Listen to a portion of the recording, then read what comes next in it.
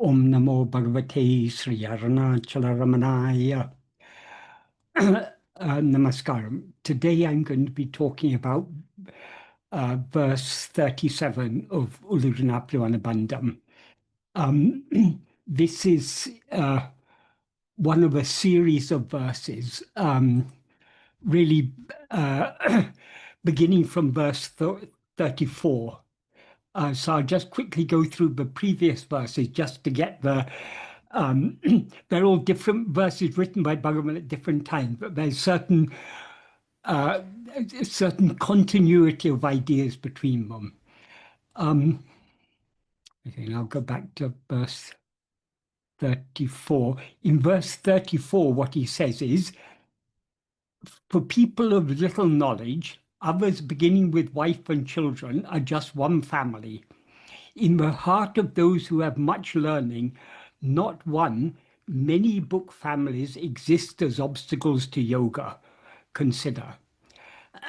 That is, the idea here is that if for ordinary people, the wife and children are just one family. But for those who have amassed a vast amount of learning, who've read so many different books, those many books are like many families that exist as, and because those books are constant, all that they've learned is constantly drawing their mind outwards, they are obstacles to yoga. And then in verse 35, he says, he uses, I'll read the meaning of the verse and then explain it. For those who do not intend to erase the writing, investigating where they were born who have known the writing, knowing the writing is for what? Sonagiri the wise, they have acquired the nature of a sound recording machine. Who else? Say. That is when he says those who do not intend to erase the writing referred to here is the writing of destiny. That is, so long as we rise as ego, we identify a body as I, and thereby we have to experience destiny. That destiny is often said to be written on our forehead. So the writing here refers to the writing of destiny. What is what we're destined to undergo, and we will.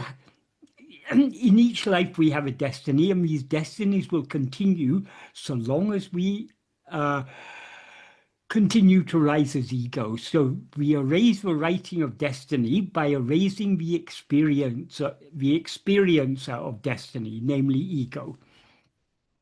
So if we have no intention to erase the writing of destiny, how do we erase that? Investigating where they were born who have known the writing. When he says who have known the writing, he means what is written in books. So even if we acquire vast amount of learning, if we have no intention to erase the writing of destiny by investigating where we were born, knowing the writing is for what? Knowing the writing means knowing all the scriptures. What's the benefit of studying so many books on scriptures or books on religion or philosophy or any subject? What is the use of that if we have no intention to erase the writing of destiny by investigating the source from which we were born? And then Bhagavan says, Sonagiri the wise, they have acquired the nature of a sound recording machine. Who else? And then in verse 36, he says, rather than those who have not subsided, though learned, those who are not learned are saved. They are saved from the grasping demon of pride. They are saved from the disease of many whirling thoughts. They are saved from running, seeking fame. Know that what they are saved from is not one.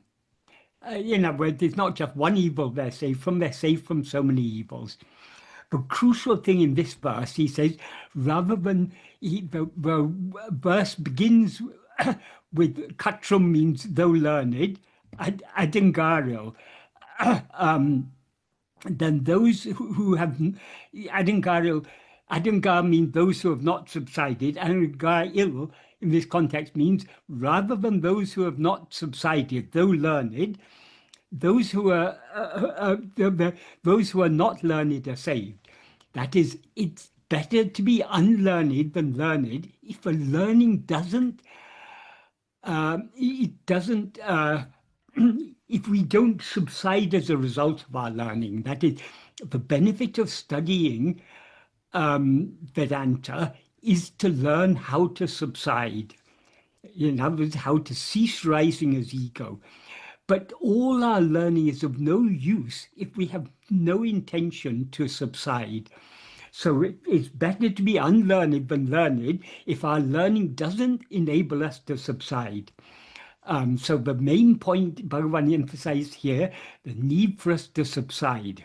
If we haven't subsided, or if we've no intention of subsiding, all our learning is of no use. So it's better to be unlearned, because at least the unlearned, they're saved from the grasping demon of pride. That is, if we study just to acquire more and more knowledge, that leads to pride. I am so learned. So those who are unlearned are saved from that grasping demon of pride. They're saved from the disease of many whirling thoughts. That is, if we go on reading without end, without any purpose, other than just to acquire more and more learning, that'll create a multitude of thoughts in our mind.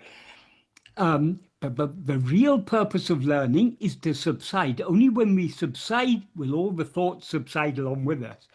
So Bhagavan is not against learning per se, but if we merely learn for the sake of learning, that is futile. We need, whatever we need to study only for the sake of learning how to subside. If we haven't learned how to subside, all other learning is of no use. And he then said, they're saved from running, seeking fame. Know that what they are saved from is not one. That implies it's not just one evil they're saved from so many. So here he talks about they're saved from a grasping demon of pride, and they're saved from running, seeking fame.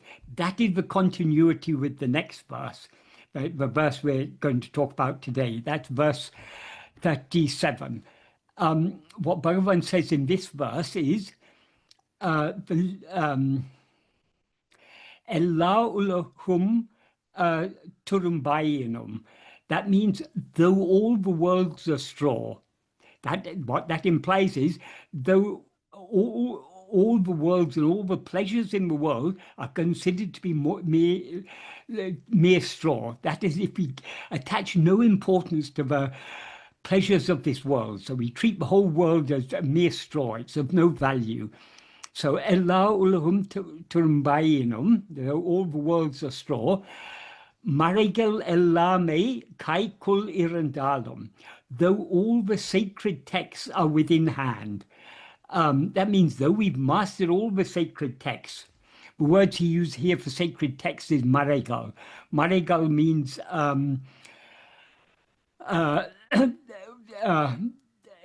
it's a plural noun. It means those things that are secret, hidden, shrouded, or concealed. And it refers particularly to the Vedas and to other sacred texts. So all these, though you've mastered what is concealed from everyone else, namely all the Vedas and other sacred texts, so though all worlds are straw and though all the sacred texts are in hand, then the main point comes.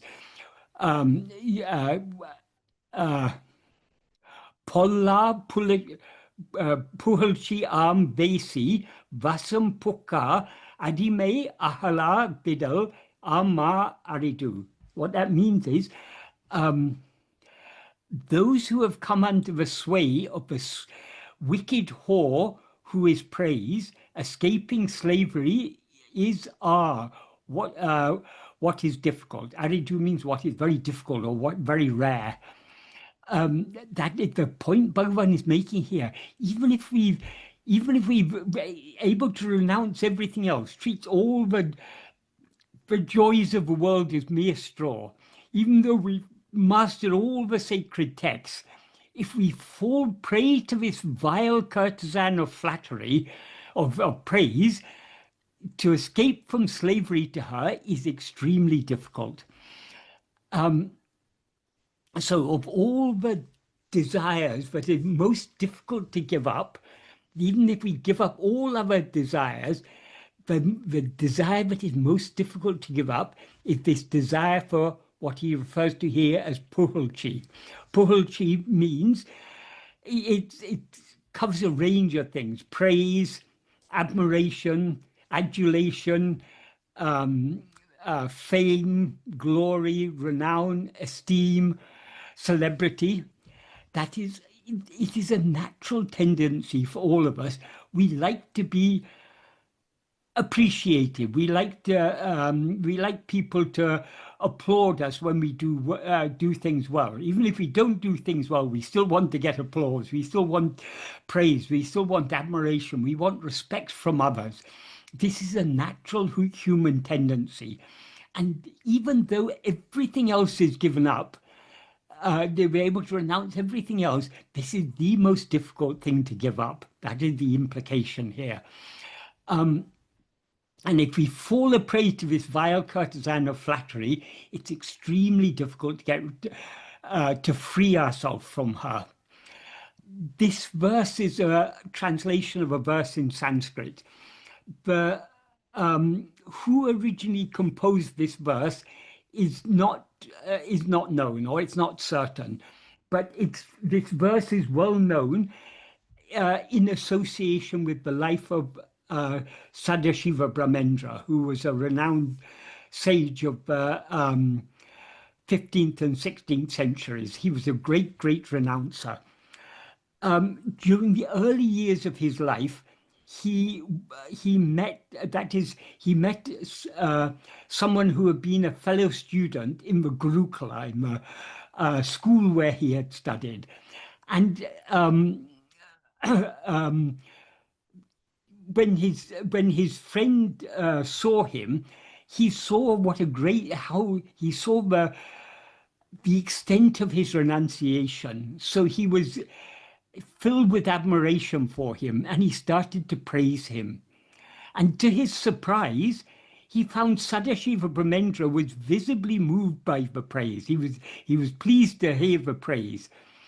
So his friend asked him, how is it that such an elevated soul like you could be visibly elated by mere words of praise? And Sadashiva Brahmendra replied by either quoting or composing this verse. It's possible that Sadashiva Brahmendra composed it extempore there, or he quoted it. But this verse is best known in connection with this story. So it's not that Sadashiva Brahmendra was not a great renunciate. He was a great renunciate, but at that time he hadn't yet attained jnana. So there was still the ego was still there, and the ego still had that lingering liking for praise, and that's what had surprised his friend. And so when his friend was surprised, Sadashiva Brahmendra quoted this verse. So Bhagavan often used to tell this story, and he in connection with this, Bhagavan translated this verse into Tamil. Sadhu Om often used to say about this, both in Sanskrit and Tamil, they talk about three desires. In Tamil, they're called muvase, the three desires. In Sanskrit, I think they're called Ishanatrayam, something like that. I'm not quite sure how the exact word in Sanskrit. But what Sadhu Om pointed out, in Tamil, the three desires are said to be Man, Pen, Pon. Man means earth, in other words, land. Pen means women, And pon means gold. So land, women, and gold are said to be the three desires in Tamil. But as Sadhu Om pointed out, in effect, the land and the gold both amount to the same. They both mean material wealth. So in essence, these three boil down to two: the desire for wealth and the desire for gratifying uh,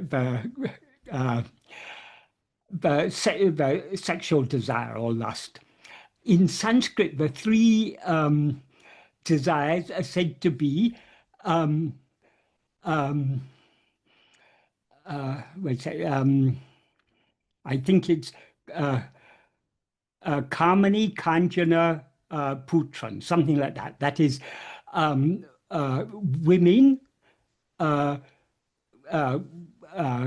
Kanjana means gold, I think, or wealth, money, and Putra means sons. So women, wealth, and sons. Again, Sadhu Om said this boils down to two, because women and sons, it both is to do with human relationships. So basically, these three desires, both in Sanskrit and Tamil, we can boil down to two. It's the desire for relationships and the desire for wealth. So what is the third desire that is not mentioned in either of these lists? And the most dangerous desire of all, it's the puhalase, the desire for this praise or admiration, appreciation, praise, or whatever, fame, glory, celebrity, all these all come under this term. So these are Sadhu Om said the real three desires are the desire for wealth, the desire for relatives or human relationships, and the desire for praise. Bhagavan often pointed out how pernicious this desire for praise is. That's why he composed this verse, because this verse drives home this point very forcibly. We can renounce everything else. We can renounce all the pleasures of the world. We can renounce everything that everyone else desires. We can be vastly learned, have studied all the sacred texts, but until ego is completely annihilated, we are always susceptible to the rising of this desire for praise, admiration, and so on. So this is the most dangerous of all the desires. So that's the point Bhagavan is making in this verse. So being humble is, Sadhu Om often used to say, humility is divinity.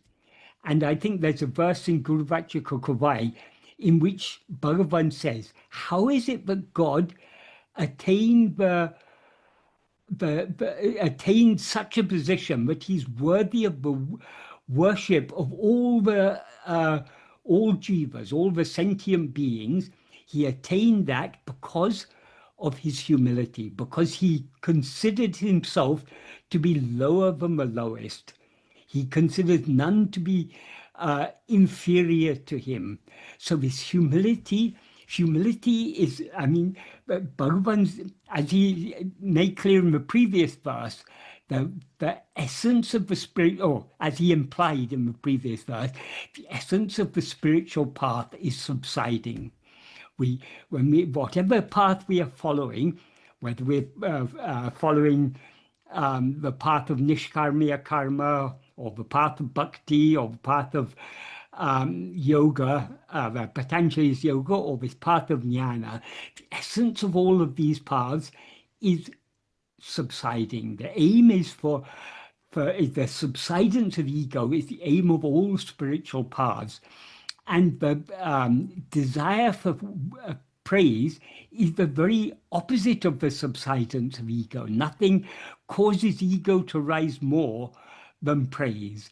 So this praise is something to be we need to be very, very careful to not to fall a prey to praise. Of course, sometimes it happens in life. People may praise us, people may appreciate us, but we shouldn't take their words to heart. We shouldn't take it. If however much others may praise us, we should always be very conscious of the fact of our own imperfection. So long as we rise as ego, we are far, far from perfect. So we need to be very, very humble, to subside more and more and more. And Bhagavan has the path, the spiritual path that Bhagavan taught us is self-investigation and self-surrender, which in essence are one and the same. Self-surrender means giving ourselves to God. So that's obviously subsiding. So we can't rise as ego and say that we are surrendered to God. So the essence of surrender is the subsidence of ego. And the means by which to bring about the subsidence of ego is self-investigation. Because as Bhagavan makes clear in verse 25 of Uḷḷadu Nāṛpadu, the nature of ego is to rise, stand, and flourish, or the nature of ego is such that it cannot rise, stand, or flourish without constantly grasping form. As he says there, grasping form, it comes into existence. Grasping form, it stands. Grasping and feeding on forms, it flourishes abundantly. Leaving form, it grasps form. So grasping form, that means grasping things other than itself, is the very nature of ego. So long as we're attending to anything other than ourself, we are nourishing and sustaining ego. But if we attend to ourself, by that self-attentiveness, as a result of that self-attentiveness, ego will subside. That is, we seem to be ego so long as we're attending to things other than ourselves. But if we turn our attention back towards ourselves to see who am I, there's no such thing as ego to be found. So ego subsides to the extent to which we attend to ourselves. So this Bhagavan's path can be summarized in one word. It is subsidence. And the means to bring about that subsidence or surrender is self-investigation. So if we fall a prey to a vile courtesan of flattery, that is just feeding ego and encouraging ego to rise more and more and more. Because if someone praises us, they're praising the person we take ourselves to be. But this person is not what we actually are. So long as we believe ourselves to be this person, we'll be pleased by whatever praise we receive. But we are not, this person is not what we actually are. What we actually are is the pure awareness I am, the pure Satchit, the pure awareness of being. That is what we are. So we need to, by means of self-investigation and self-surrender, we need to switch our identification away from this person whom we seem to be, this body and that we take ourselves to be. We need to switch our identification to our mere being. We need to be as we are, because what we actually are, as Bhagavan often expressed beautifully, I am I. I am nothing other than I. So we need to be attached only to ourselves and not to any other thing. Attached to ourselves means attached to our being, attached to the fundamental awareness I am. Only by being attached to this can we free ourselves from attachment to all other things, including, of course, the attachment to the liking for praise or admiration or respect or adulation or fame or glory or whatever. Was that a sufficiently clear explanation of that verse? Yes, thank you, Michael. Sadhu Om discusses this in Sadhana Saram, right? Verse where he has a section on it. Yes, there's a chapter in Sadhu Verse 39 to 44. I don't know if you have this book. I don't have it to hand, but I Yeah, know what you mean. Yes. Yeah, so he's talking about it. Most of the Yeah. points you covered, actually. Yes. So if anyone has Sadhu, we can refer to verse 39 to 44.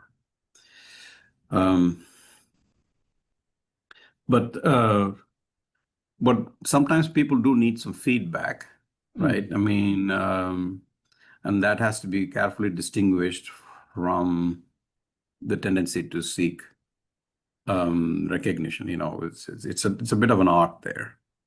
Yes. So, like, if you're talking, like, you would appreciate some feedback as to what works, what doesn't, and that kind of stuff. Yeah. You may or may not accept it, but yeah. But we shouldn't.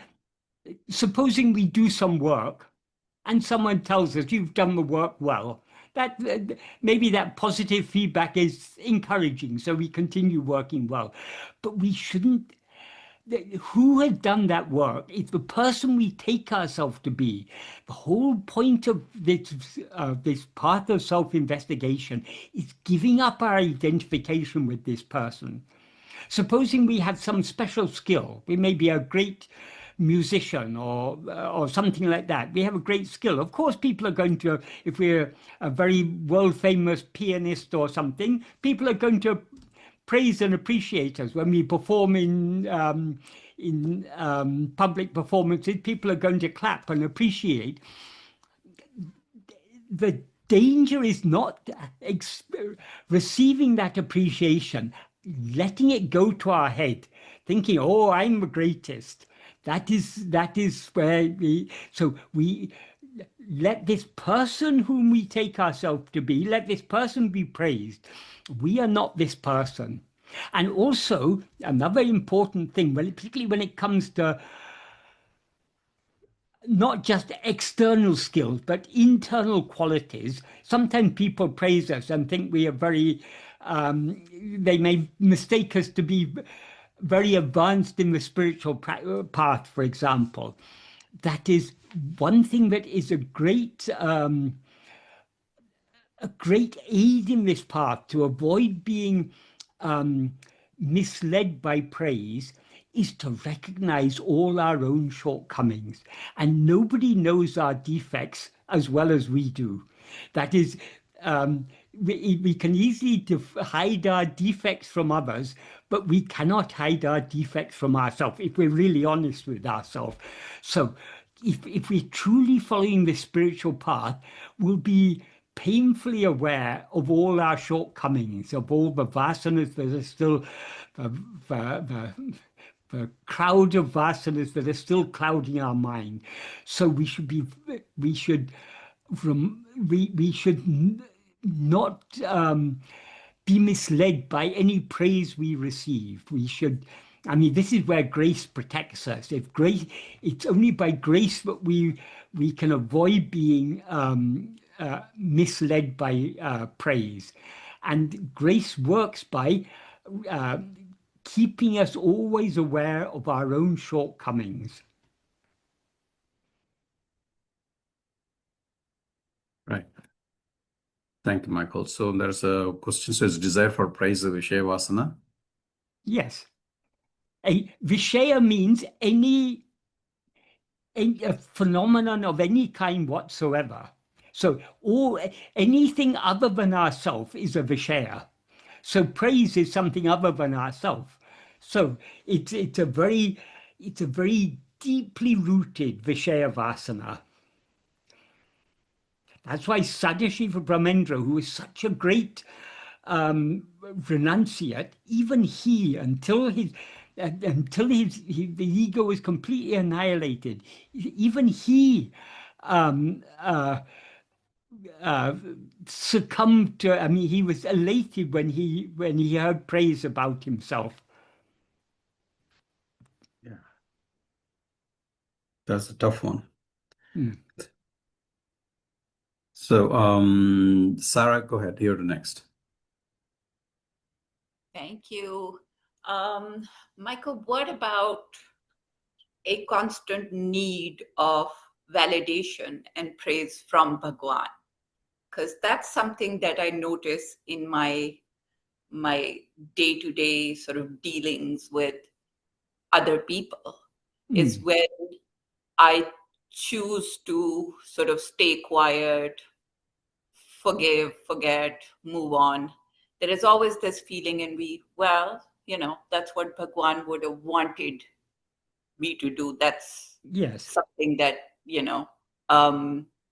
because the idea is, at least in my mind, that while there is this thing of liberation and realization, all of that, but then I like to think that Bhagwan was also in some way pushing us to, not pushing, but just shepherding us to a more righteous, morally straight existence. Of course, because in the spiritual path, that is, the more we as ego subside, the less, that is the first thing that we will overcome are the more selfish vasanas. The selfishness is the first thing to be overcome, because selfishness means that when we use the word selfish, the self in the selfish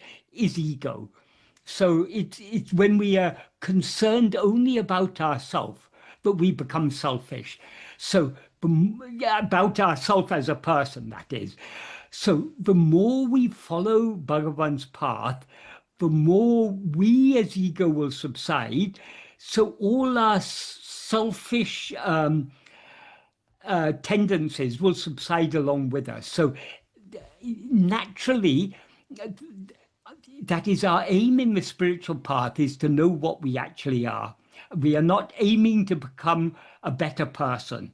But if we are truly following the spiritual path, we will naturally become a better person, because the bad qualities in a person are the selfishness and the greed and all these things, which will naturally subside to the extent that we as ego subside. So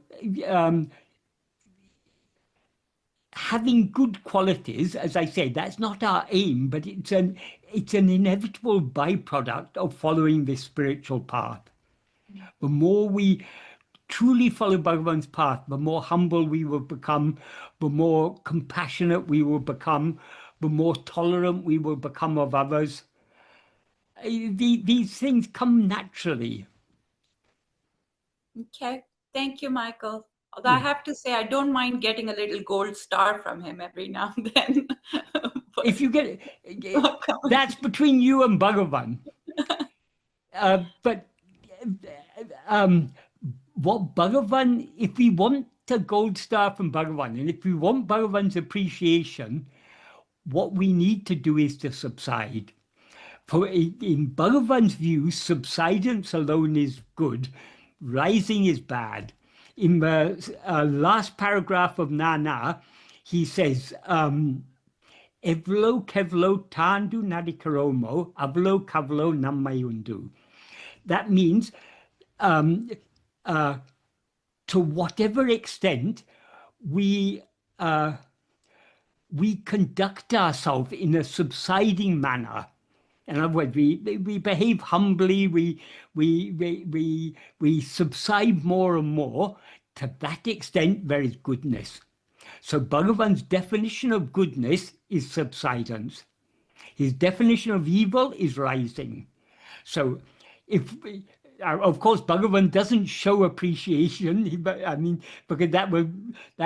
if Bhagavan shows his appreciation for us, then that'll lead to a rising. Oh, Bhagavan appreciates me. So Bhagavan won't show us the appreciation. But what Bhagavan appreciates is the extent to which we subside. And subsidence is the essence of all good qualities, all virtues. Whereas rising is the cause of all vices, all evil. Thank you. You're welcome. Thank you, Michael.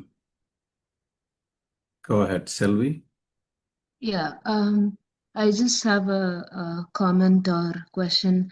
I know most of us, if not all of us, like the appreciation, recognition, or whatever. It's But natural to us, but we yeah, it have is to be natural. careful of it.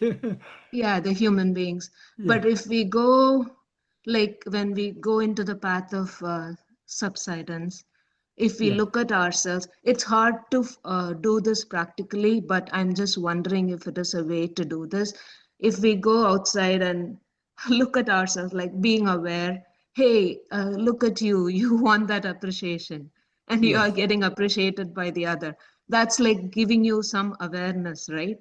So Yes. that it is hard to practice at the moment, but maybe even looking back or reflecting, I thought that would help, like looking back, hey, look at you, you need that appreciation, or something like that. Yes. Well, how Sadashiva Brahmendra dealt with that problem is when his friend expressed surprise at his at his being pleased by the praise, he fully admitted. He didn't try to hide the fact that he was moved. But that's why he quoted this verse. But whatever, however much you renounce all other things, however learned you are, if you fall a prey to that he was emphasizing the danger of this. So Sadashiv Brahmendra was fully acknowledging this defect in himself. So if we find in ourselves a liking for praise, that itself should give us grounds for humility. That is, it's such a petty thing. That is what is the praise and appreciation of others? One day people will praise us, the next day they'll abuse us. That is the praise of this world. The praise we receive from the world is not. It's such a fleeting and insubstantial thing. Why should we attach so much importance to it? So if we find that we have that liking for appreciation or respect or whatever, we should look upon that as a weakness in ourselves, as a defect in ourselves. And that should make us more and more humble. Whatever I may have achieved in this spiritual path, what is the value of it all if I still have a desire for this praise and appreciation?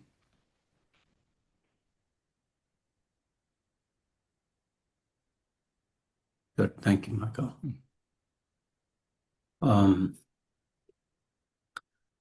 So Barbara is asking to know, coming out of this verse, if the dream and waking state are both unreal, why is it that we cannot attain self-realization in the dream state? Who said we cannot? That is, we can investigate ourselves we can investigate ourselves in the dream state just as we can investigate ourselves in the waking state. But we will generally not practice self-investigation in the dream state unless we are constant or repeatedly trying to investigate ourselves in the waking state. If we're doing so in the waking state, it will naturally carry on in dream. But self-realization is attained. That is, even to say attaining it in waking or attaining it in dream is not quite correct, because we attain it when we go beyond the differences of waking, dream, and sleep. That is, these three states exist only for ego. And what is called self-realization is nothing but the eradication of ego. So it's when we go beyond these three states, that is the state of self-realization, the state of Turiya, the so-called fourth state, which is actually the only real state, the only ever existing state. Yes. Okay. Yeah. Thank you. I am trying to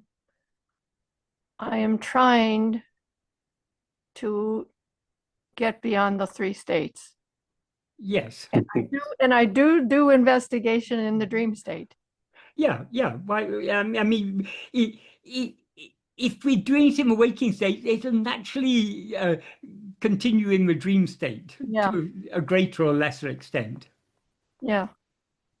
Okay. Thank you, Michael. Yeah. And we say we're trying to get beyond the 3 states.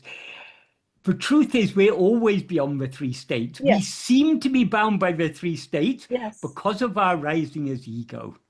That's what I'm trying to get beyond. Being. It's hard. Thank you.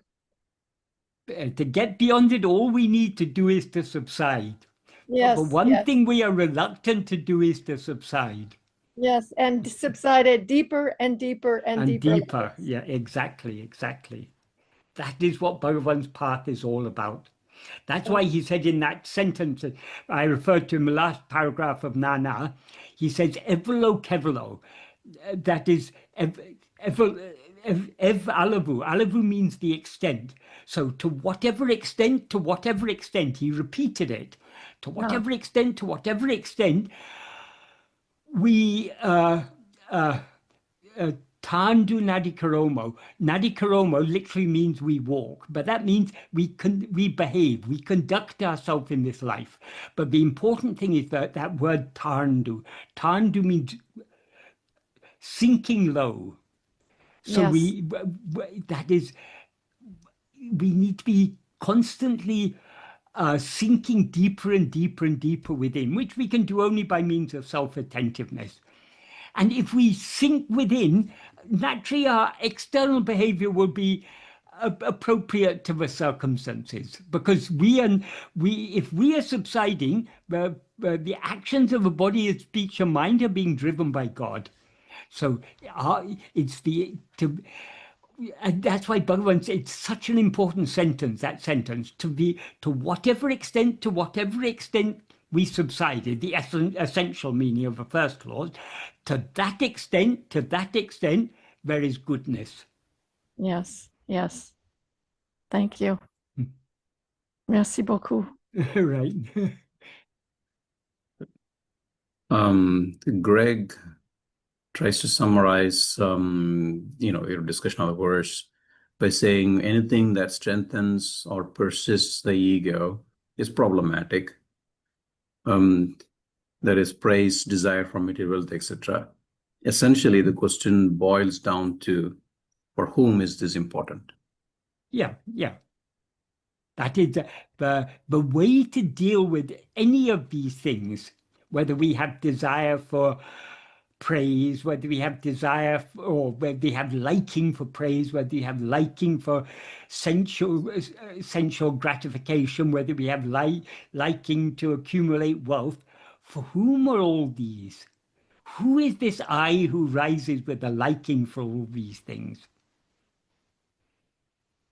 Yeah. That means turning our attention back to ourselves. I remember during one of our conversations, you mentioned about one of the devotees of Bhagavan, reasonably famous. I think that David Gorman has written a book on him also, about how when he came to Tirunamala, he said, I want to become famous like Ramana. Do you remember that conversation? Well, yes, I remember that is that I was told that by a friend of his, someone who had known him for many, many years. Yeah, I was like really shocked when I heard that from you. So that shows to the extent to which this can just grasp people, this desire.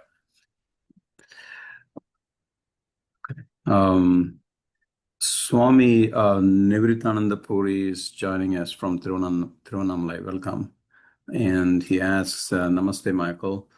A few years back, I had heard from a friend that Sri Sadhu Om used to quote often from Swami Vivekananda's Jnana Yoga. Is this correct? I never heard him quoting from Vivekananda's Jnana Yoga, or anything from Vivekananda actually, or hardly anything from Vivekananda, he certainly, I mean, I would be almost sure he would not have quoted from Vivekananda's Jnana Yoga. He often used to quote from Ramakrishna, or particularly to use analogies used by Ramakrishna, or to tell stories used by Ramakrishna. But about Vivekananda, I never heard, I don't ever remember hearing him quoting Vivekananda. However, he did tell certain things that, talk about certain things that Ramakrishna had said about Vivekananda. I remember one thing that he told me. I think, I don't know whether this comes in the Gospel of Ramakrishna or whether it's recorded somewhere else, but Ramakrishna once, or maybe more than once, he told about a vision he once had. In that vision, he was a small child, a small infant before it could even stand. He was crawling in a vast space of light. And in that vast space of light, he slowly, 7 forms appeared. Those forms were the forms of rishis absorbed in meditation or in samadhi. And he recognized that they are the Sapta rishis. I don't know whether he said that or it's understood by people who heard the story. These are the Sapta rishis, the 7. In Puranas, they talk about the Sapta rishis, the 7 rishis. And he crawled close to them, and then he crawled onto the lap of one of those rishis and woke him up from his meditation and said, I am going to the world. I need you to come with me, to accompany me for the work I have to do in the world. Ramakrishna, it seems, said this, and that rishi was, the implication was that the rishi was born as Vivekananda. So Ramakrishna clearly indicated that Vivekananda was born in this world with a mission. He had a mission. However,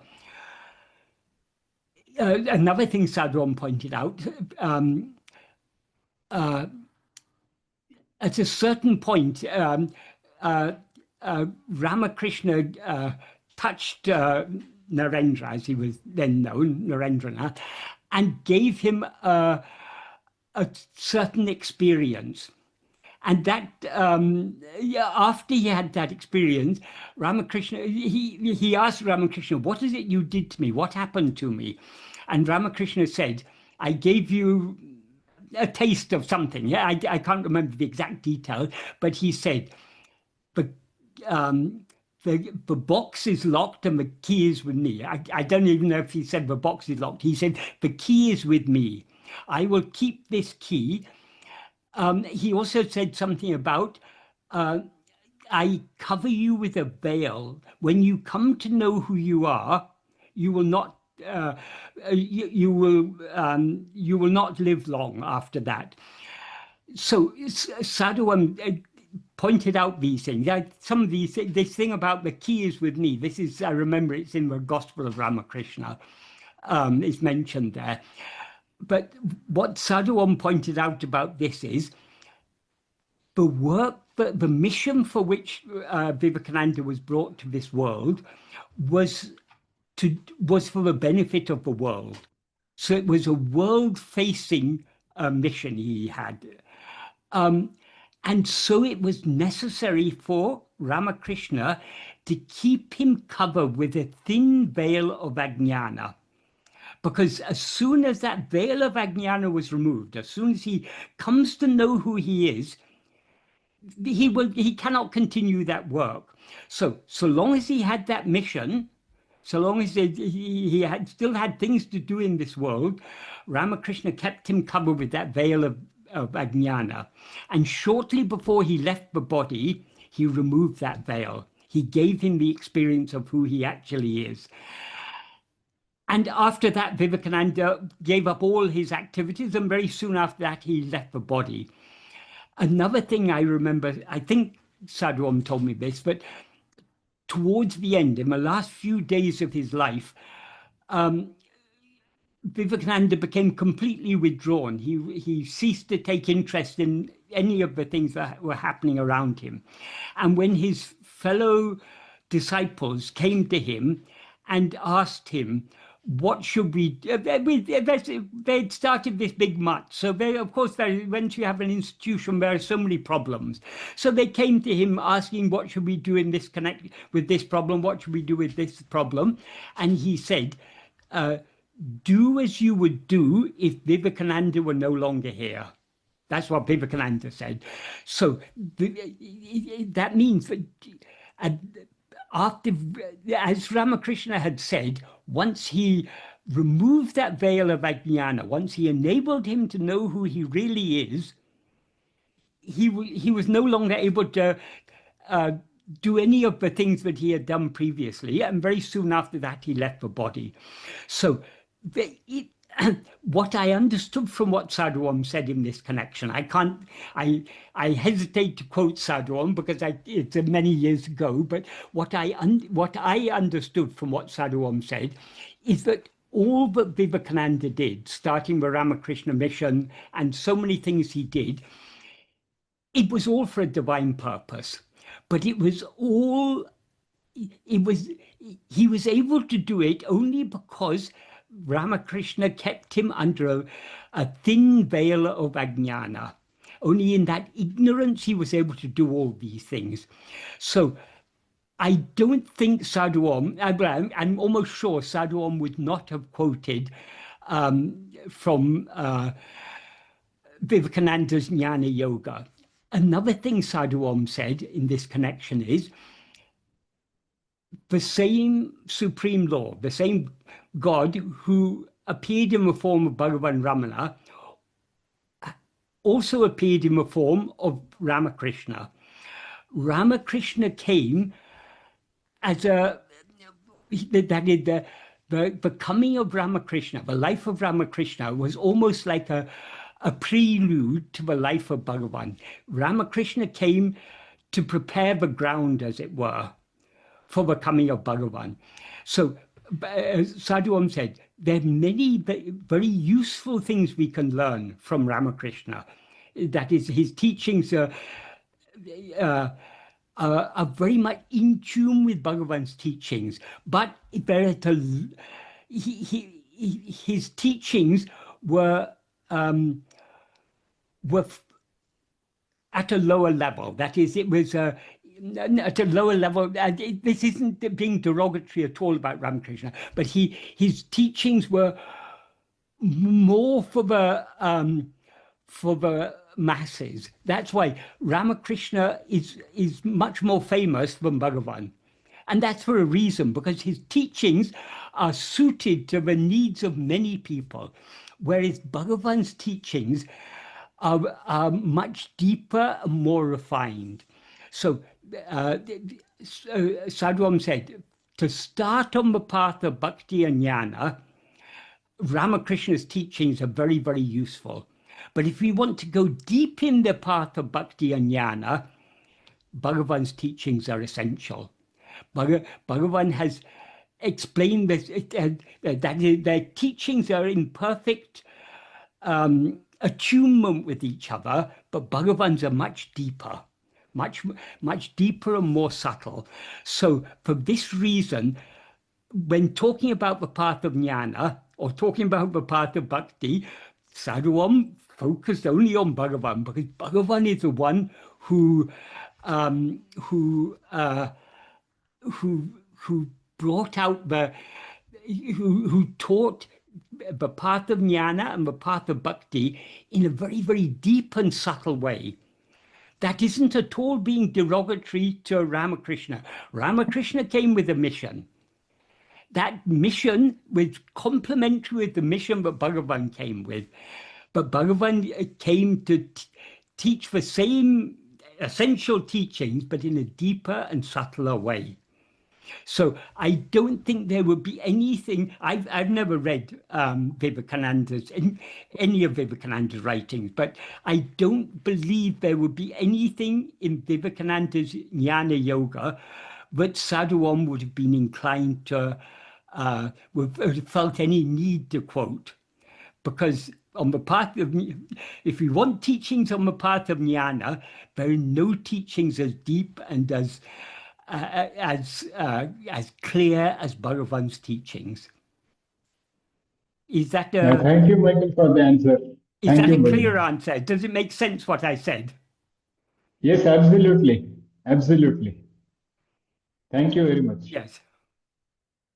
Thank you. Sadhu Om had the greatest love and appreciation for Ramakrishna. As I said, he said the same Supreme Lord who came in the form of Bhagavan had previously come in the form of Ramakrishna. So he had full regard for Ramakrishna, but the teachings of Ramakrishna were aimed for a more general audience, whereas Bhagavan's teachings are for those who really want to go deep in this path of bhakti and jnana. All right. Thank you, Michael. So Rabi Day is asking, can you please explain again the mechanism by which the attention to ego, which is myself, leads to permanent cessation of ego or mind? My experience so far is that practice of self-attention leads to only a temporary subsidence of ego. Ego will subside to the extent to which we attend to it. So if we attend to ego for a short while, the ego will subside for a short while. If we, the deeper and more intense our attention, the deeper ego will subside. If we attend to ourselves so keenly that we thereby cease to be aware of anything else, ego will subside completely and dissolve forever back into its source. Until that point, when we don't attend to ego, it will rise again. So we need to, that's why Bhagavan, in so many ways, emphasized the need for constant self-attentiveness. When he defined what he means by Atma-vichara, in the 16th paragraph of Nana, he says, Sada kalamum manate atmabil vetiruptikutan atma-vichara mendrupaya. That is, the name Atma-vichara is only for always keeping the mind on oneself. So in essence, what he's saying there is, what Atma-vichara is, Sada kalamum manate atmabil vetiruptu. Keeping the mind on oneself always. The first word of the sentence is sada kalamum. Sada kalamum is a very strong way of saying constantly, always, permanently. So, of course, none of us succeed in keeping our attention on ourselves permanently, but that is what we should be aiming for. He also says there's a sentence in the 11th paragraph of Nana where he says, Oruvan tan sarupa madeyam varayil nirantara swarupa smaraneye kai patruvanayin adu andre podum. That means until one attains swarupa, swarupa means what we actually are, until one attains swarupa, if one holds fast to nirantara swarupa smarana, nirantara means unceasing. Anta means end. Nirantara means without an end, so constantly, uninterrupted swarupa smarana. Swarupa smarana means remembrance of our real nature. In other words, attention to ourselves, self-attentiveness. If we hold on to that uninterruptedly, that alone is sufficient. So in the previous sentence, he used the word sadakalamam, constantly. Here he uses the word nirantara, uninterruptedly. So our aim should be, most of us are not succeeding in this. In fact, the vast majority of us are not succeeding in this. But what we should be aiming for is constant self-attentiveness, because only to the extent to which we attend to ourselves do we thereby subside. If we attend to ourselves for a few moments here and a few moments there, yes, there will be subsidence. But when we cease to attend to ourselves, ego will rise again. That is the nature of ego. Because when we're not attending to ourselves, we're attending to other things. And when we attend to other things, that is what causes the rising of ego. Or that's what, ego rises to the extent that it attends to other things. It subsides to the extent to which it attends to itself. Is that a clear answer? Yes, I think so. Thank you. But there is something in between these two. What happens when we fall asleep? When we fall asleep, we subside. But we subside when we fall asleep, not by attending to ourselves, but simply by ceasing to attend to other things. That is, after 16 hours or so of constant activity, physical, well, even if the body isn't active, the mind will be active throughout the waking state. We become too tired to continue projecting all this. So our attention is withdrawn from all other things, so we subside in sleep. Therefore, sleep is just a state of manolaya. It's a state of temporary dissolution of ego. So it's not sufficient merely to stop attending to other things. What is necessary is to attend to ourselves, because only by attending to ourselves can we bring about the dissolution of ego, the permanent dissolution of ego.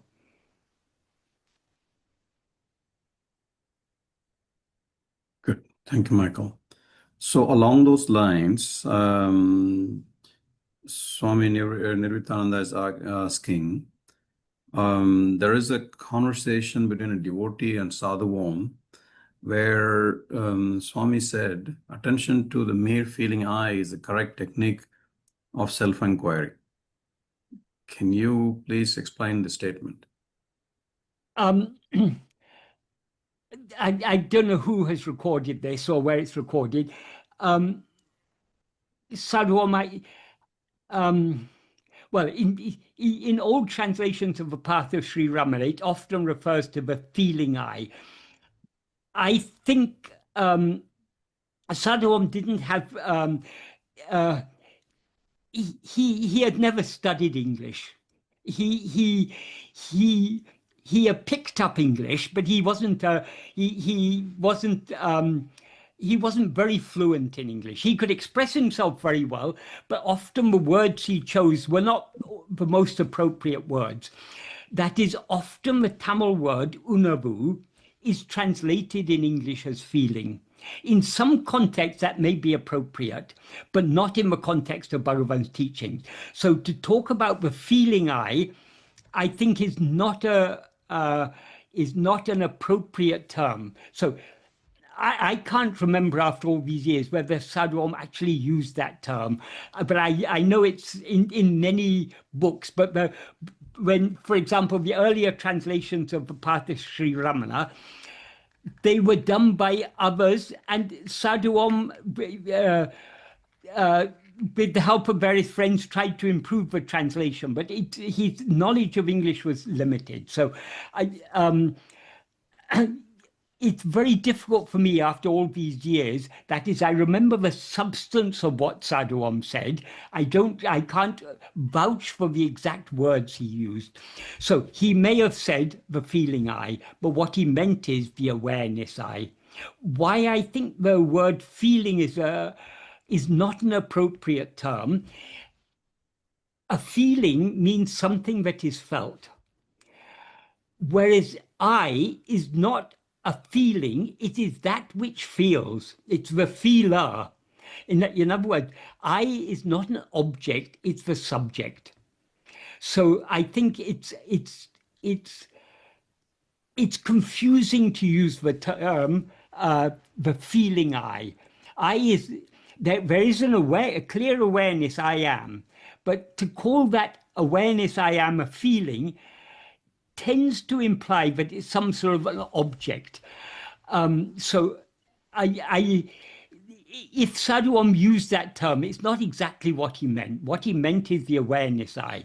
So can you say the quotation again, replacing the word feeling with awareness, and see if it makes more sense? Yeah, absolutely. Yeah, go ahead, Swami, go ahead. Absolutely, it makes feeling if you replace it with awareness, because if you use the word feeling, it implies there is a subject-object relationship. Exactly. The feeling exactly. I and the feeler I. Yes. So if you replace it with the word awareness, does the sentence then make sense? Yes, that is true. What is the sentence again? Attention Actually, attention to the mere feeling I is the correct technique of self-inquiry. So To the I mere don't awareness remember. I. Yeah, I think I was trying to locate it in Path of Ramana. When this sentence came up, it is something like attention to the mere awareness I is the correct technique of, is the correct practice, not technique, practice of self-investigation. So that's how I framed it. Yeah, So I each think word is also important. The way we technique change. is not a very good word to use. Yeah. If you try to do something difficult, you need a technique to do it. But this is the simplest of all things, attending to ourselves. So to call it a technique suggests that it's more complicated than it actually is. It's the correct practice of self-investigation is attending merely to this awareness I am. actually, it's a part of the conversation which Sadhu Om had with a devotee when a group of devotees from Andhra Pradesh had come and interviewed him, where the devotee asked about. I remember that. Yes. What is the difference between Shankara and Ramana? Like that, the question was asked. There were a number of questions this... they asked. I remember there were. I remember when that was, because I was there when they had interviewed him, and afterwards when it was published, there were things in it that that Sadhu and I read what they had written, and there were things there that were not exactly as they recorded as they had understood it, rather than as Sadhu Om had actually intended it.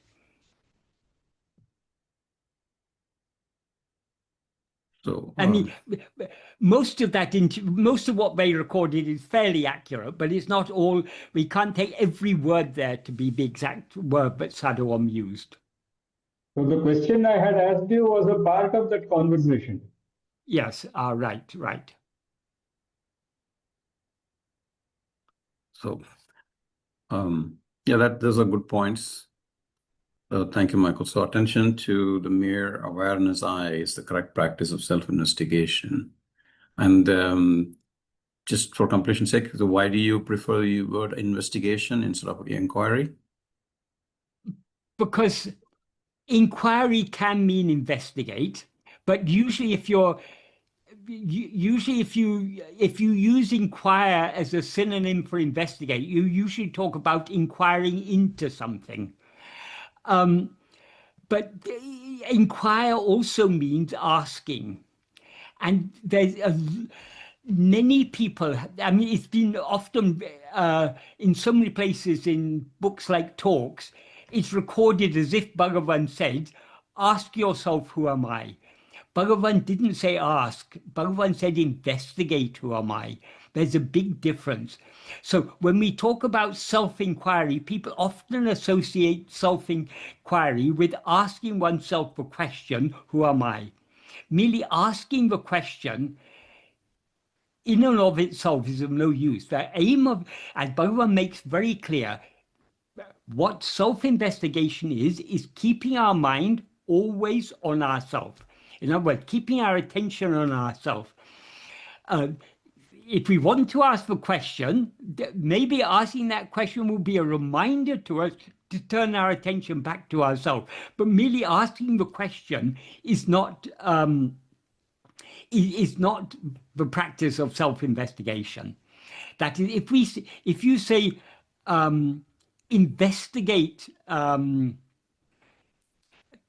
if you say ask what the time is, or inquire what the time is, you're asking someone to ask someone else what the time is.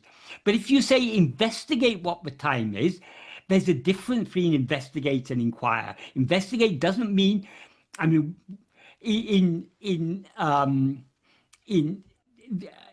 when we're investigating things other than ourselves, for example, in a police investigation, they may question witnesses, they may question suspects. So questioning can be a part of investigation if we're investigating something other than ourselves. But this is investigating ourselves. The only way to investigate ourselves is to attend to ourselves. That is the most basic tool we have for knowing anything, is attention. If we want to come to know anything, if we want to know what's happening in the world, we have to attend to the newspapers, we have to attend to the news on television or on the internet or something. So any type of, to acquire knowledge of anything, we need to use our attention. If we want to study some subject, we have to attend to it. Even if you want to gain some skill, you need to use your attention in order to gain the skill. So the basic tool of acquiring knowledge is attention. And in the case of self-investigation, we cannot know what we actually are by any means other than self-attention, self-attentiveness, attending to ourselves. If we're investigating other things, for example, if we're an astrophysicist or an astronomer and we want to investigate faraway planets, we need so many tools. We need powerful telescopes and things. If we're investigating very minute things, we need powerful microscopes or various instruments. Even to investigate, to come to know about things that are neither very far away nor very small, we still need to use our five senses. Or at least we need to use the mind. But in this case, we don't use anything other than our attention. We can't use our five senses to know what we are. No microscopes or telescopes are going to help us to know what we actually are. So the only instrument we have to know what we actually are is our attention. Our ignorance is caused by our attending to things other than ourselves. Our knowledge will be caused by attending to ourselves.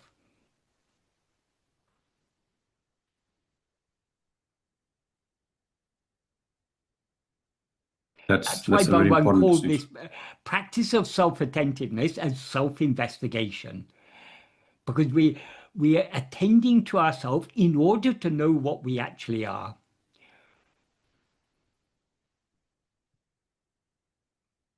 Thank you, Michael. So Stuart is asking a question which is very important. You addressed this in the past, and it's also well discussed in Path of Sri Ramana. Isn't the attention to be focused on the source of the I, not the I, so as not to objectify it? No. Well, objectification happens only when there's lack of clear understanding. I can never be an object. If we are looking for I as an object, we haven't understood. So we need to clearly understand what it is we're doing. And if we understand what it is we're doing, attending to I and attending to the source of I are one and the same thing. Because the I that has a source is ego, the rising I. The source from which it rises is the being I. They're one and the same I. That is, what we actually are is Satchit, pure being awareness, I am. But when we rise as ego, we mix and conflate this fundamental awareness, I am, with a set of adjuncts as I am this body. So ego is the adjunct conflated awareness, I am this body, whereas Swarupa, what we actually are, is the pure awareness, I am. These are not two different I's. They're one and the same I. But the same I in its pure condition is called Swarupa. When mixed and conflated with adjuncts is called ego. So the pure I is the source from which the adjunct conflated I has risen. So the attending, whether we say we're attending to ego or attending to I or attending to the source of I, it all amounts to the same thing. That is, we are self of a source from which we have risen as ego. Yeah, clearly. My understanding was that Bhagavan also taught, correct me if this is a mistake, that we need to understand the ego as I to dissolve it, so that then we're only experiencing ourself. We're not even aware or attending to any I. We're simply being the I. Yes, yeah. Well, attending to I and being I are one and the same. Doesn't that indicate a subject object? No, because Okay, attending to I means attending to ourself. But I is attending to I. Well, that sounds like an action. Well, attending to anything other than ourself is an action, because it's a movement of our attention away from ourselves towards something else.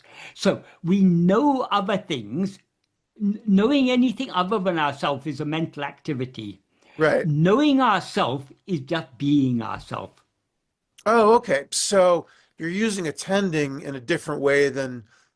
Well, no, it's the same attention, but attending to something other than ourselves is an action. Attending to ourselves is a cessation of action, a subsidence. Okay, so you're using the word attending as a cessation of action.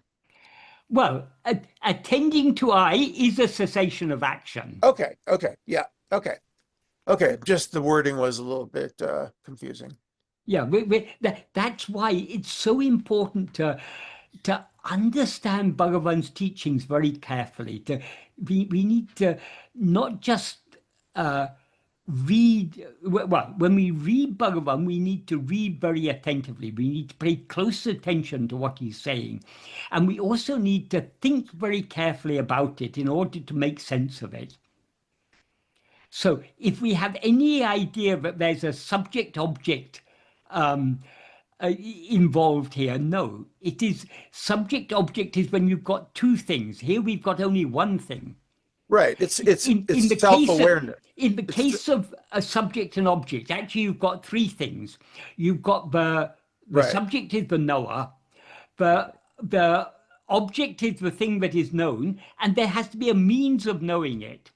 I know it by seeing it, by hearing it, by I read about it in the newspaper, so by testimony I came to know about it, or I came to know about it by inference, by logical reasoning. But these are all means of knowing. Yeah. In the case of self-attentiveness, the knower and the known are one and the same. And the means of knowing it is also one and the same, because the knower, who is trying to know itself, is awareness. And that attention is nothing but a focusing of the awareness. So awareness is focusing itself on itself. Which is its natural state, right? Yes. So there are not three things. Knowing anything else involves three. Right. Knowing this involves one. Okay. So it's the natural state. We know ourselves just by being ourselves. Exactly. So self-attentiveness and self-abidance are one and the same. How to abide as ourselves, how to be as we are, only by attending to ourselves. Right.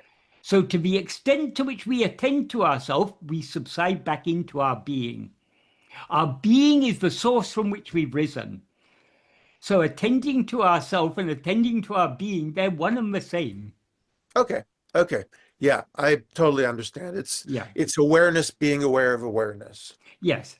It's Or shit. to put, yeah, we can say it that way. But I mean, even when we talk of awareness, we talk of awareness as if it's something. as if it's some object. Yeah. I being aware of I. Right. The awareness I being aware of the awareness I. Right. Okay. Yeah. The words are very difficult, but yeah, words are, language is designed for communicating within the realm of duality. Right. When we're trying to use the same language to talk about the non-duality, the words will always fall short. Right. Okay.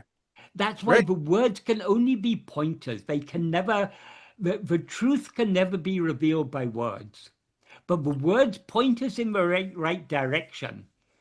The truth can be found only within ourselves. The words point us, our attention back towards ourselves. Thanks. So, oh, go ahead. Yeah. That's what Bhagavan points in verse 26 of Upadesundiyar, right? That Tana iruttale Tannai aridalam. Tani rendatradal. Because oneself is not two. And translate the first sentence, please. Being oneself alone is knowing oneself, because oneself is devoid of two. Oneself is not two. That is why there's a verse of Murugan that Sadhu Om quotes towards the end of the path to Sri Ramana somewhere, in which Murugan says, something to self is such a knowledge, but not only does not know other things, it does not know itself. What he means by that is knowing ourself is not knowing like knowing other things. In fact, Murugan, when he's actually quoting in that verse, Murugan is quoting the words of Bhagavan. So when Bhagavan says, I is such a knowledge, but not only does not know other things, but also does not know itself. What he means there is it does not know itself as an object. It does not know itself by an act of knowing. It knows itself by being itself. So it's a very, very subtle point, but a point people often are puzzled. Well, what sense does that make? How can...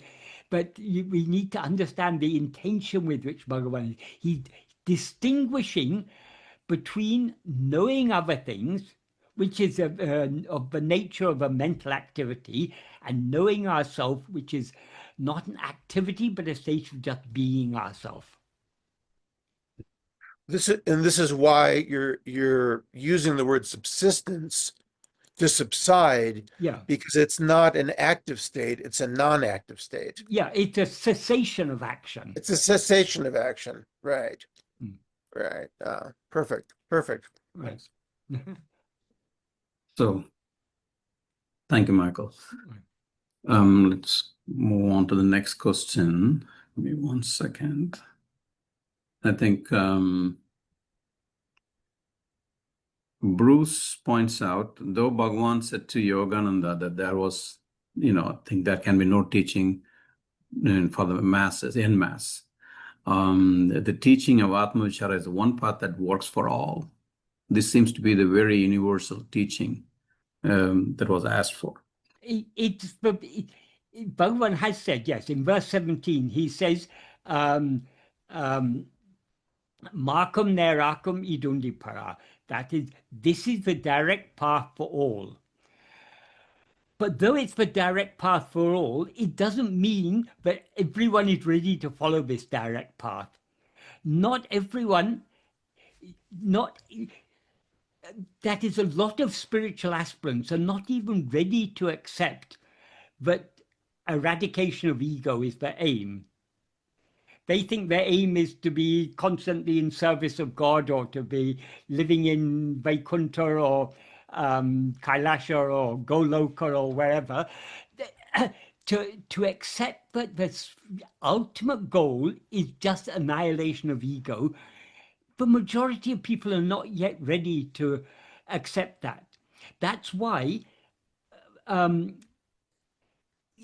is Shankara, when Shankara wrote his commentaries on the Prasthanatraya, on the Upanishads, the Bhagavad Gita, and the Brahma Sutra, after Shankara, so many other people have written commentaries, and they all criticize Shankara. Why do they criticize Shankara? Not that there's any defect in Shankara's reasoning, but people simply don't like the idea of Advaita. So people read other meanings into these Upanishads and Bhagavad Gita and Brahma Sutra. And Vedanta is, as Bhagavan said to Yogananda, teaching cannot be given en masse. Teaching needs to be according to the taught. So Vedanta is like a mother that provides for people at all different levels of spiritual development.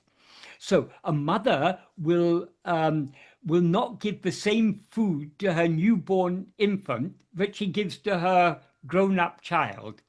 She feeds each child according to what food will suit them at that stage of their spiritual development. So within Vedanta, there are teachings designed to suit everyone. Even Bhagavan, if we read books of conversations with Bhagavan, we can see Bhagavan gives teachings at many different levels. In his main original writings, works like Uڵḷadu Nāṛpadu Anubandham, Upadesha Undiyya, Atma-vichara, and many of the verses of Arunachal Stuti Panchakam, Bhagavan is very clearly giving his deepest teachings. But when he's in conversation with people, he gives answers that are suited to each individual, because it has to be so. Not everyone is ready to accept the deepest teachings. That doesn't disqualify them. They're not yet ready for this, so some slightly more diluted type of teaching has to be given for them. So Vedanta, the Upanishads, the Bhagavad Gita and so on, they give room to be interpreted in many different ways. And even when Bhagavan has given us the Advaita in its purest form in his teachings, how many really understand what Bhagavan is saying? If we each understand, Bhagavan himself said, according to the purity of the Antakarana, the same teaching reflects in different ways. So we each understand according to our capacity. So yes, ultimately, none of it, we cannot attain the final goal, which is annihilation of the ego, by any means other than Atma-vichara. And Atma-vichara is the direct means. All other paths, they're like tributaries. The main river that flows into the ocean is Atma-vichara. All other rivers, they don't flow into the ocean. Ultimately they flow into the river of Atma-vichara, which alone discharges into the ocean. So all other paths are tributaries. And different tributaries are suited to people at different stages of spiritual development. So Atma-vichara is the final common pathway. Yes. And it's the only direct path. Right, and it also the direct path. Because we have risen as ego by allowing our attention to go outwards. We can return back to our source only by turning our attention back. So this alone is the direct path. Ego is a false awareness of ourself. In order to put an end to that false awareness, we need to be aware of ourselves as we actually are. To be aware of ourselves as we actually are, we need to attend to ourselves. Therefore, attending to ourselves alone is the direct path. Upayamum tane, upayamum tane. Exactly. Can you explain that? In verse 579 of Guru Uڵḷadu Nāṛpadu, Bhagavan says. Guru Vacha Kovai. Guru Vacha Kovai, sorry. Upeya means the goal, the aim. The aim is only oneself, and the means is only oneself. So we have a path, and we have a goal, and we have a path. Right. Thank you, Michael. So Swami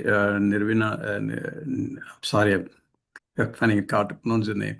Nirvitananda. Swami Nirvitananda is asking, is quoting Adi Shankara in Nirvana Shatkam. I'm not the mind, I'm not the buddhi, I'm not the chitta, I'm not the ahankara.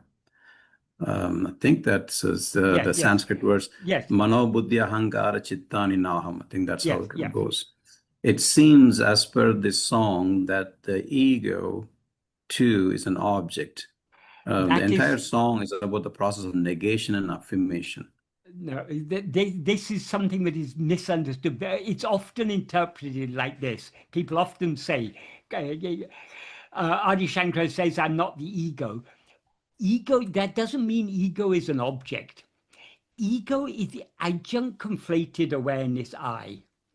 We are not this adjunct conflated awareness I, we're the pure I. So the adjuncts with which we've conflated I, they are objects. But ego is not, when Bhagavan says in verse 24 of Uڵḷadu Nāṛpadu, he words it very carefully. Jada udal nane nadu. The Jada body, the insentient body, does not say I. When he says it does not say I, that's a metaphorical way of saying it's not aware of itself as I. Because it's Jada, it's not aware at all. So Jada udal nane nadu. Satchit Uڵḷadu. Satchit does not rise. But in between, one thing, I, rises as the extent of the body. Because it rises, it's not Satchit. But because it's I, it's aware of itself as I, it's not the body. So it's neither the body nor Satchit. It is a conflation of the two. That is why it is called Chit Jada Granti. It's not Chit, it's not Jada. It's the conflation, it's the not that is formed when the two are conflated. So as a conflation, ego is not I. But within ego is what that is the reality of ego is the pure awareness I am, which is within ego, but as ego it is not I. So it is like saying the rope is not the snake is not a rope. Sorry, I'm getting myself confused. The rope is not a snake. The snake is nothing but a rope, but the rope is not a snake. So ego is not what we actually are. But ego is not something other than what we actually are, because the same Shankara who said that ego is not I, he also said Jivo, what is it? Brahma Satyam Jagat Mitte, Jivo Brahmeva Napara. Ego, the Jiva means ego, is not other than Brahman. So it's not, that is Brahman, ego is nothing but Brahman. Brahman is not ego. Just like the snake is nothing but a rope, but the rope is not a snake. So it's a very subtle point, but people jump to the wrong conclusion and say, oh, ego is also an object. How can ego be an object? Ego is the subject. The subject can never become an object. The subject mistakes itself to be an object. That is, as ego, we mistake ourselves to be the body and mind, which are objects. But the subject itself can never be an object. So the problem is, this again is where what Bhagavan said, according to the purity of the Antakarana, the same teaching is reflected in different ways. So what Shankara sang is correct. How it's understood and interpreted by people is where it goes wrong. Shankara never said ego is an object. He just said ego is not I, in the sense that ego is not what we actually are. But the essence of ego is what we actually are. That is, ego, the chit element of ego is real. The jada element is unreal. The chit element is what we actually are. The jada element is not what we actually are. So it is the jada element that is being negated and not the chit aspect. If we negate the jada element, what remains is the chit element. That's why Bhagavan said in Maharshi's Gospel, there's a very nice passage where he explains that ego is chit jada granti, and he says, in your investigation into the source of the aham vritti, you take the essential chit aspect of ego, and therefore it unfailingly leads to realization of the pure awareness that you actually are. So the ego is a conflation, but when we are investigating ourselves, we're not attending to the adjuncts, we're not attending to the upadhis, we're not attending to this body or mind, we're attending only to I. And that I is the chit element, the chit aspect of ego, as Bhagavan put it. Many of the things Shankara taught in his, many of the things in Shankara's bhashyas, he had, because he was trying to convince those who didn't want to be convinced, he often had to make Advaita more palatable. So he had to dilute it in various ways. So in many of Shankara's writing, particularly his bhashyas, it's not Advaita in its purest form. That is why people often point out there's a difference between Shankara's expression of Advaita and his Paramaguru's expression. His Paramaguru was, his Guru's Guru was Gaudapada. Gaudapada expresses things in a much purer way, because Gaudapada didn't have the task of convincing others. So Shankara often had to dilute things. That's one thing about Shankara. Another thing is, after Shankara, his teachings have been understood in so many different ways by different people. And many of the post-Shankara Advaitic texts are, quite frankly, very confusing. For example, there's one of the primary texts in classical Advaita is a text called Vedanta, is it Vedanta Sara or Vedanta? I've forgotten what it's called. But anyway, it's a classical text. It's the first text that people study when they're studying classical Advaita. There it classifies that the subtle body consists of 19 parts. The 19 parts are, I've forgotten what they are, but one of those 19 parts is ego. That is very confusing, because ego is not the subtle body. I think when they say the subtle body consists of 19 parts, it consists of the 5 pranas. I've forgotten what they are. I've forgotten now what they are. But anyway, they somehow work out 19 parts. And one of those 19 parts is ego. That implies that ego is a part of the 5 sheaths. But ego is not a part of the 5 sheaths. Ego is that which identifies the 5 sheaths as I. The 5 sheaths, the grossest sheath is the physical body, then the prana. The next 3, the Manomaya Kosha is manas. Vijnanamaya Kosha is buddhi. And Anandamaya Kosha is chittam.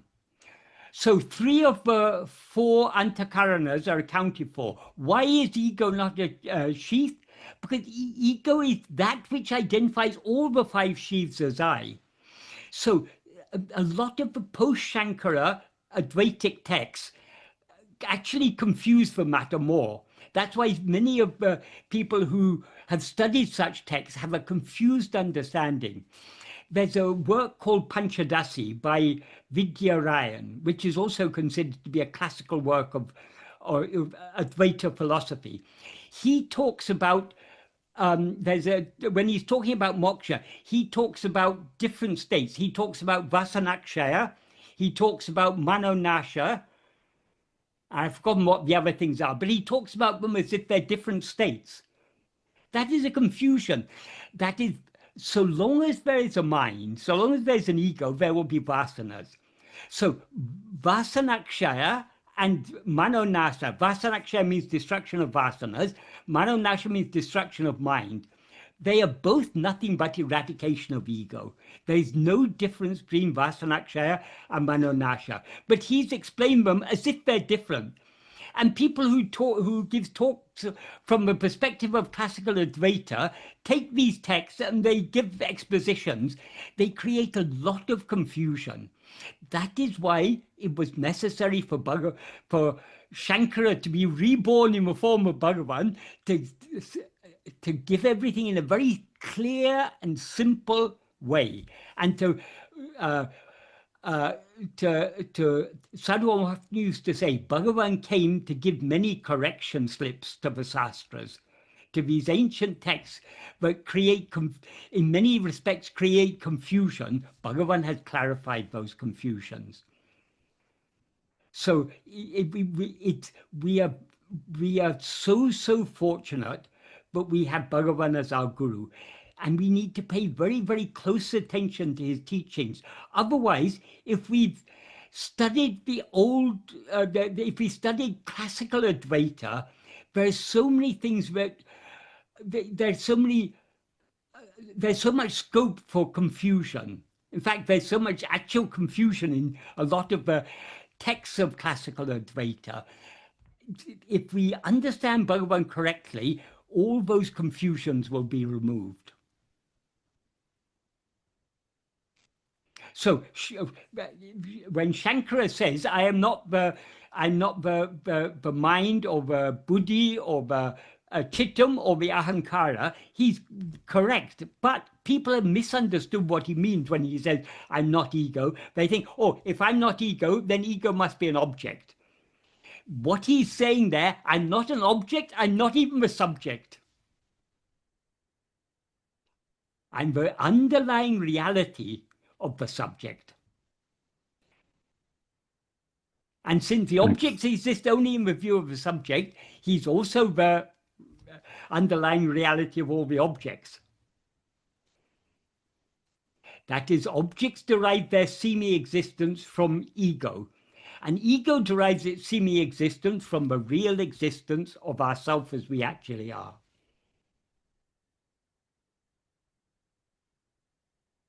But that doesn't make ego an object. Ego can never be an object. Another thing the classical Advaitins, they often say that they talk about pure awareness. They talk about the witness consciousness. We need to understand what we mean. That is, they say it's the witness consciousness that knows the world. And the witness consciousness also knows ego, they say. But again, this is confusion. Bhagavan has made it very clear. Pure awareness knows nothing other than itself. That's why it's called pure awareness. That which knows things other than itself is ego.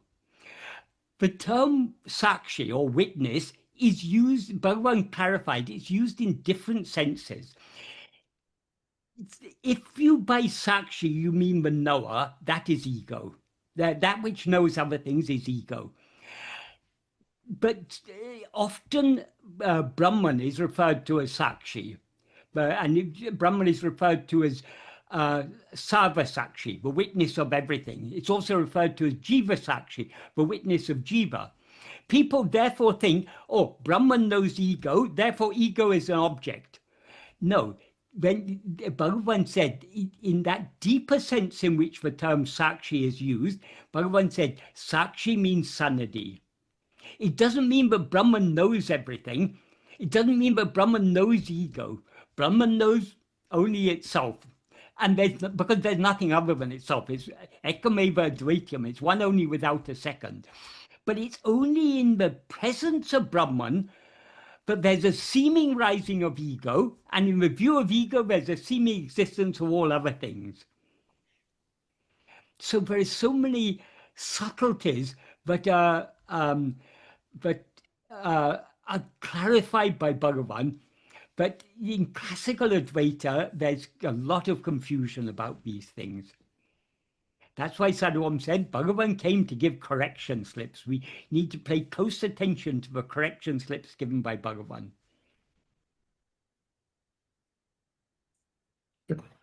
Thank you, Michael. So we're now to the last two questions. Sanjay, go ahead first, and then we have one more. We'll wrap it up. So we were earlier, we were talking about, you were saying that attending to I, attending to ego, or attending to the source are one and the same thing. Yes. That was true, sir.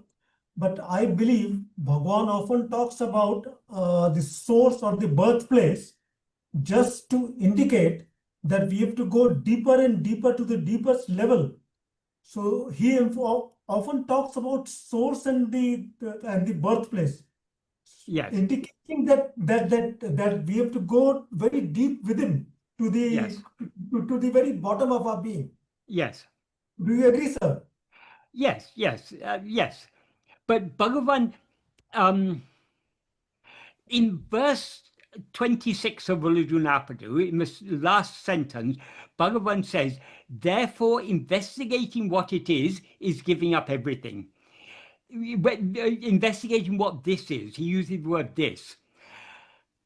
This refers to ego. So there he's talking about investigating ego. In the next verse, he says, without investigating the place from which I rises, he's talking how to attain the annihilation of oneself in which I does not rise. So there he's talking about investigating the place, means investigate the place from which I rises is the source. So is he talking about two different investigations? No, it's the same investigation. It's just a different way of expressing the same thing.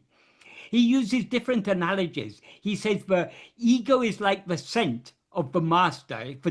If a dog follows the scent of its master, however far away the master may be, unfailingly it will lead it to the master. So ego is like the scent. If we attend to ego, ego will lead us back to the source. Why? Because by attending to ego, ego subsides back into our being. But it doesn't mean that ego and our being are two different things, because the I in ego is the adjunct conflated awareness, I am this body. What we're attending to in ego is that I am, which is our being, which is the source from which ego has arisen. So we need to think of all these things very carefully in order not to be confused by these things. But as you say, yes, Bhagavan, when Bhagavan talks about going back to the source, he's talking about we need to go deep, deep, deep within ourselves. Yes, sir. So because I find the hint very useful to go to the birthplace. It's the same practice he's talking about. I'm not saying there's a difference in the practice, but there's a clear hint that you have to go to your deepest level. Yeah. Go deeper, deeper and deeper. Yeah. The thing is, no words can capture this perfectly, which is why Bhagavan has expressed the same practice in different ways to help us to understand more deeply what this practice is and the nature of this practice. By attending to this ego, we are going deep within. But as you say, the different ways Bhagavan has expressed it help us to understand more clearly what this practice is. Yes. His words are all very, very powerful pointers. Yes, because I can relate that to the story you often say about the woodcutter, that you have to go deeper and deeper within. Yeah, that's a story Ramakrishna used to tell. Yes. So like that story plus Bhagavan saying that go to your birthplace or go to your source, it means almost the same thing. Yes. Well, it means the same. It means actually the same. Another illustration I give for this is a baby rabbit, a young rabbit. Rabbits like to come out and play. But if they're aware they're being watched, they'll retreat back to their burrow. So because there are lots of dangers out there. There are wolves and foxes and all sorts of animals that can catch the rabbit. So they instinctively know that if they're being watched, they need to go back to safety. And their safety for them is the burrow, the hole in which they live. So just like if you look at the rabbit, it will rush back and hide in its burrow. If you look at ego, it goes back to its source. So looking at ego and looking at the source is actually one and the same. That I agree 100%. There is no difference in the practice, whether you say looking at I, looking at ego, looking at your source. It clarifies the different ways Bhagavan has expressed it, the different analogies he's used, all help to clarify. Yes, yes. Yes, thank you, sir. Yeah. Right, thank you. Thank you. So the last question is from Evelina. She says, once you recede, once you recede or become inactive, that is subside, how should one navigate the waking state where action is needed and required? How do we give up the vasana, I am the witness? If we subside, whatever actions this body, speech, and mind need to do, they will be made to do. That is, Bhagavan has clarified this in the note he wrote to his mother. In the first sentence, he says, Avarava prarabdha prakaram adhikanavan angangirandu atuvipan. What that literally means is, Avarava prarabdha prakaram, according to their prarabdha. That means according to the prarabdha of each one. Adhikanavan means he who is for that. That is referring to God or Guru, who allots the fruit of our past karmas, who has allotted the destiny for us to experience. Adhikanavan angangirandu, being there. That means being in each place, implying being in the heart of each one of us. Atavipan will cause to dance. So, in accordance with our prarabdha, we will be made to act in certain ways. That is, in order for our prarabdha to unfold, in order for our destiny to unfold, certain actions are necessary on our part. If it's our destiny to be married and have children, certain and to take care of our family, certain actions are necessary. We have to earn a livelihood, we have to take care of the children and take care of our husband or wife and all these things. Whatever is necessary for us to experience what we are destined to experience will be made to do those actions. So if we are subsiding within, by means of self-attentiveness, whatever actions this body, speech, or mind need to do in accordance with prarabdha, they'll be made to do. But the problem is, when we don't attend to ourselves, we begin to attend to other things. And then we have likes and dislikes. So there are certain things that we are not destined to experience, but we may like to experience. It may be our destiny to be poor all our life, to live in poverty. But just because our destiny is to live in poverty doesn't stop us wanting to be rich. It doesn't stop us trying to be rich. But however much we want to be rich and try to be rich, we are never going to be rich because we are not destined to be rich. We're destined to be always poor. Likewise, there are certain things that are destined to happen, but we may prefer to avoid. But however much we try to avoid them, we cannot avoid them because they're destined to happen. That is why Bhagavan says in the next two sentences of that note to his mother, Endram naruvadadu, emvichikanum naruvadu. What is never to happen will not happen in spite of any amount of effort. When he says in spite of any amount of effort, that clearly implies that we have the freedom to want to experience and try to experience what is not destined to happen. But however much we try to experience them, we cannot experience them because it's not destined to happen. So what is never to happen will not happen in spite of any amount of effort. Nāṛpadu tends intade seinam Uڵḷadu. What is to happen will not stop in spite of any amount of obstacle. So we have the freedom to try to obstruct, to try to avoid what is destined to happen. We have the freedom to want to avoid it and to try to avoid it. But however much we want to avoid it, however much we try to avoid it, it is going to happen. It's not going to stop just because we don't like it. Iduve tinnam, this is certain. Ahalin monamayirake nandru. Therefore, being silent is good. What does he mean by being silent?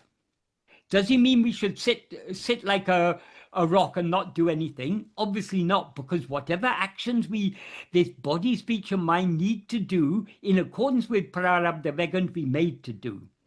What he means by being silent is not rising as ego, because it's only when we rise as ego, but we like to experience things that are not destined, and we like to avoid experiencing things that are destined to experience. So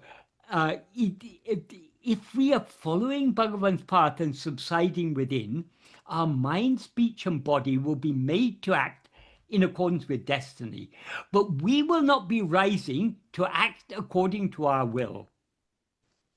So everything will happen as it's meant to happen. It's just that we will be subsiding.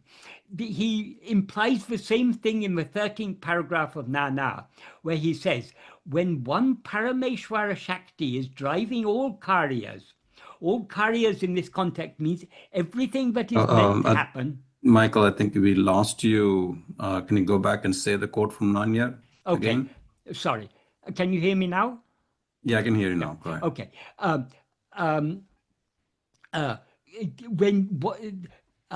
That one Parameshwara Shakti is driving all karyas.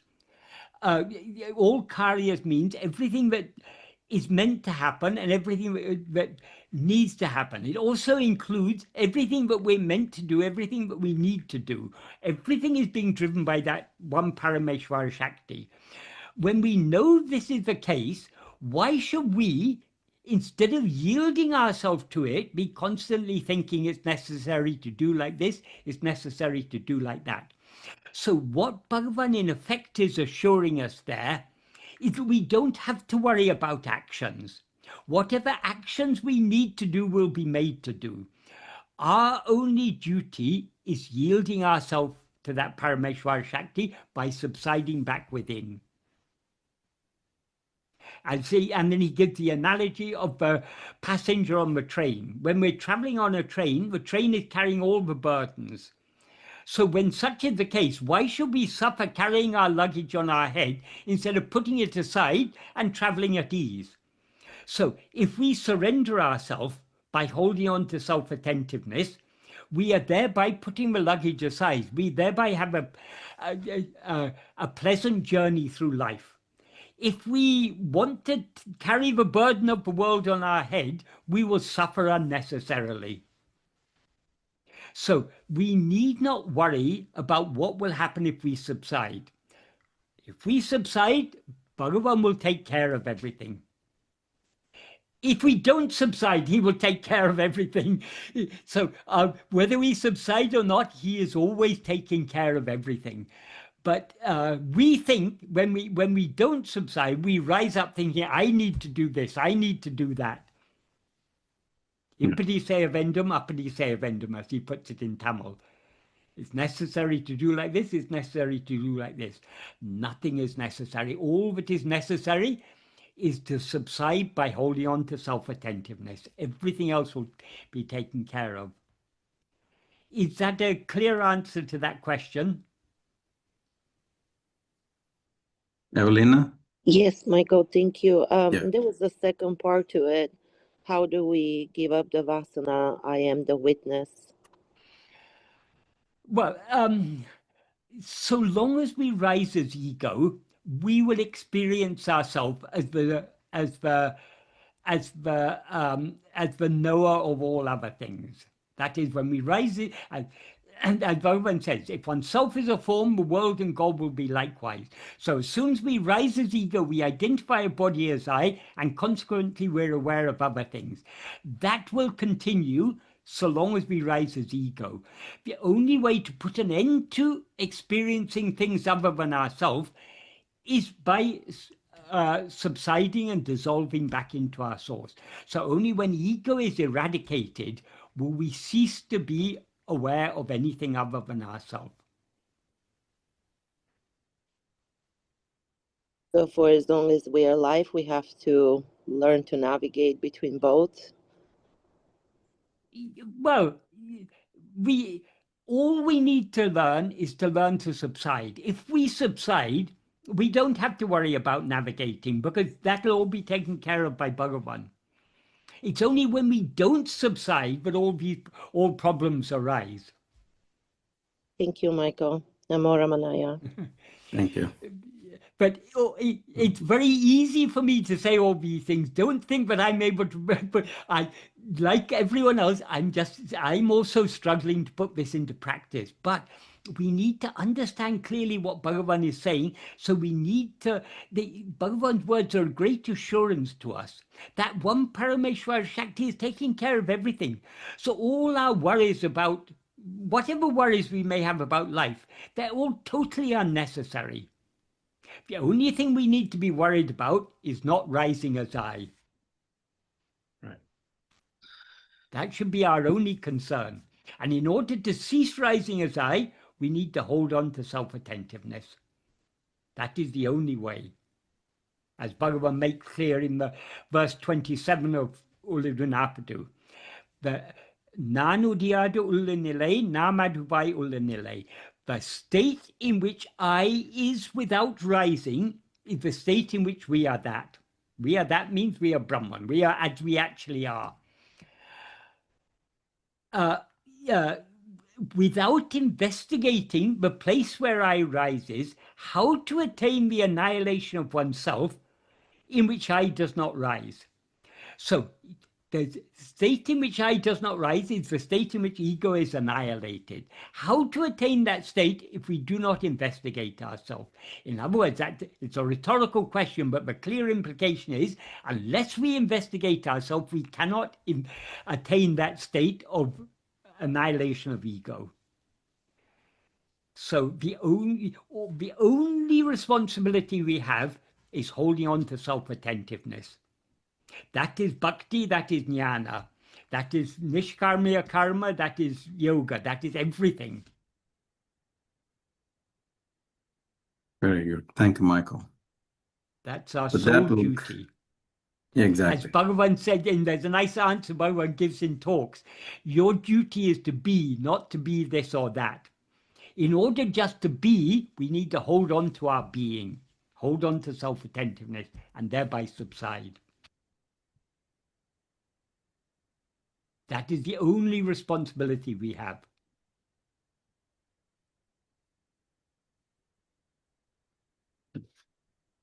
Thank you, Michael. Bhagavan has made it so easy for us, but we're still, because we have our lack of willingness to surrender ourselves, we continue to suffer unnecessarily.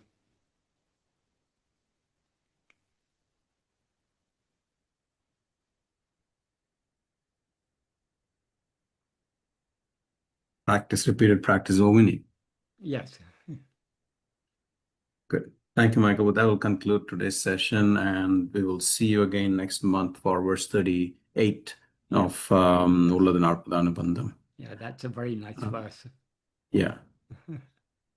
Thank you.